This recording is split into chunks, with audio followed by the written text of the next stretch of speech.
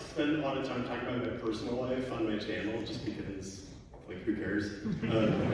But I did grow up here through like young adulthood, and so I don't know what all your experiences are. Those of you who live in Seattle, but I-5 kind of becomes a little bit of an everyday fixture in your life in most neighborhoods you live in, most places you work, just because it tends to be, it goes through downtown and it traverses this long isthmus that is the city of Seattle. So I'm going to share my top 10 kind of formative experiences chronologically. So number one is, this is the Maple Leaf neighborhood in Seattle. This is where I grew up. And this is 92nd Street. And something I never really thought about too much growing up until I think we had like an exercise in elementary school where the teacher said, okay, everybody be quiet. And if everyone's quiet, what do you hear, right? Is it birds, whatever? And the only answer was, we hear I-5, right? Even though, like, the elementary school where I went was like 5 blocks away, it's still close enough where that's like the constant hum in the background. And I always thought about that later. Anytime I lived close to a freeway, it's like, oh yeah, that's kind of the background sound of your whole life. So that's my number 10. Cities are loud, I-5 is loud. I will say, I don't have a lot of experience in Seattle. I've been here once before a long time ago, and it does feel like almost everywhere I go, you hear cars everywhere. And it's such a wonderful city. It's like a real gem of an American city. And I just think that like the constant drone of cars is like, it's very hard to comprehend. Even as a New Yorker, where like the hum of traffic is sort of a fixture of the city as well. All right, next up. Northgate Mall, which I frequented a lot growing up because I lived close by and really loved malls as a child, but what I kind of grew to understand was that basically every mall is located near a big freeway interchange, right? And so I-5 is like a constant there as well. Now, we have, you can see the link structure there as well, so things are changing for the better, but again, I-5 is right there. It kind of informs those everyday experiences, so that's my mall education. Were you guys mall people growing up at all? I grew up in Manhattan, so no. I grew up north of Boston, and we would go to the Burlington Mall, Boston folks, and that was like, we would go, park the car, and walk, and that's where like the kids, we could go to Strawberry Records and stuff like that, yeah. It sounds like you were really cool. I was not. Despite this, you might be surprised. We'll do some video trivia. Who knows where this is? So it's the new infill link station. That's like, this is an older aerial, but what's that? Is that open next year? Next year, was it 130th? Yeah. 130th. But more importantly, it's Jackson Park in the background. You may not know this. There's no reason you would know this. I was on the golf team in high school. That was the sport I lettered in.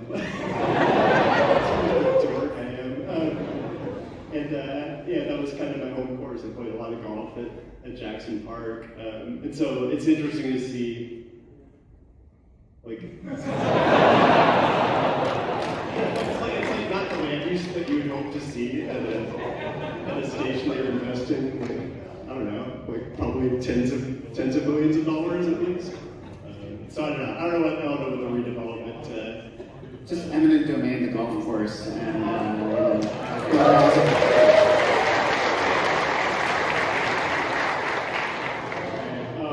not there anymore. People know where this is though, right? On the left.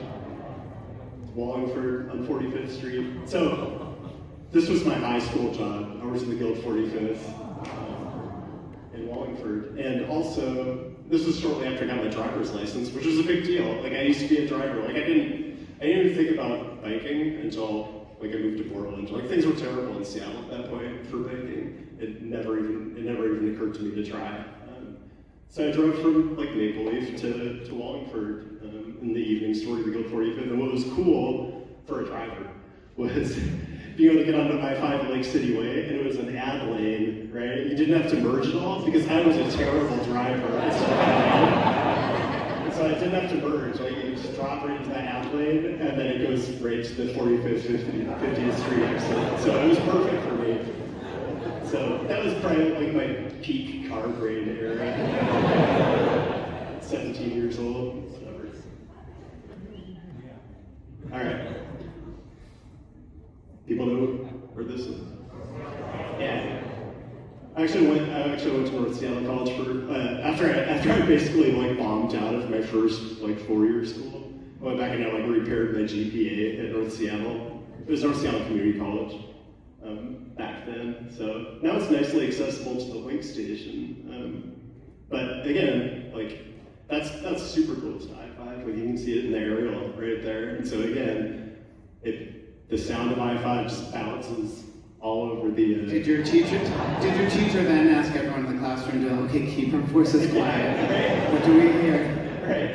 Like my history 101 professor or something like okay people, bring it down a notch.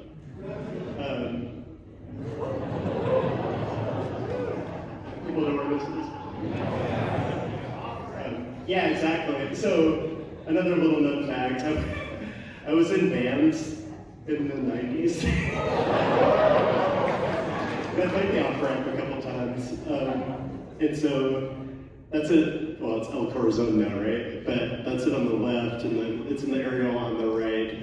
But now what I wonder when I walk by is like, is the Seattle sound like what happens in clubs, or is it like the freeway that's like 200 feet away? I don't know.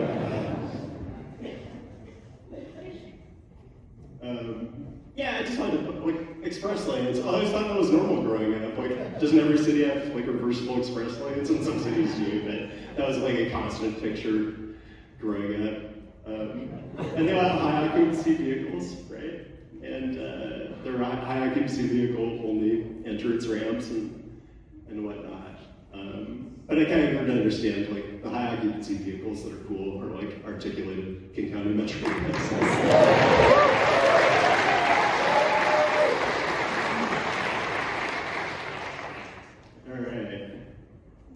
This is kind of where we are, right? So another little known fact. At one point, I worked on the 18th floor of the Park Place building, which is probably just across Freeway Park from here. And I just want to say, we booked this way in advance, and then like later on, I realized, oh, that's like my wedding anniversary. So tonight's my wedding anniversary.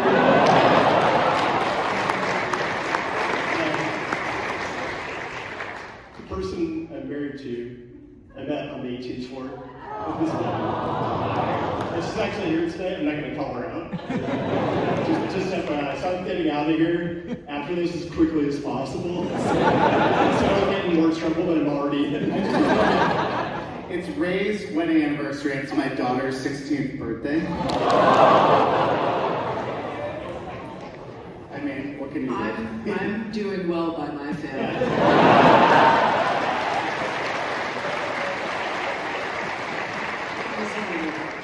Anyway, this is my first big boy job. I worked in the copy room, and I made like photocopies for people. It was pretty awesome. All right, freeway lights are cool. We need more of them, I guess, or we need just not to have a freeway there. Yeah, I don't even want to say too much about this one, but we're kind of right at the foot of Pill Hill. A lot of Seattle's health care facilities are here, and there are a lot of great moments that have happened here, and a lot of just not great moments. So this one's redacted. Some of you may feel me like the times that you have to come to First Hill are often like not for reasons you would want. So that's another freeway-oriented formative experience. And the last one, like some of you know what this is, right? I think they sold it, right?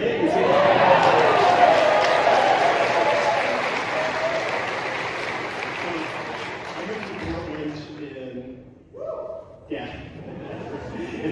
There's one person from Portland? I'm kidding. I moved to Portland in 1999, basically because I couldn't afford Seattle, right? And that's still probably a reason a lot of people might move. I can't think about the reasons you would move to Portland. For a long time. Portland's great. But yeah, for a long time I would make the drive back and forth before I realized, oh yeah, I can just take the Cascades. Now it's different, but you would always pass this billboard, right? It would have like crazy right-wing Tea Party messages on it, and it's just a nightmare drive. But, so this is kind of like my final formative I-5 experience. I'm trying to imagine how that guy experienced the election last night in New York, or what the sign says today.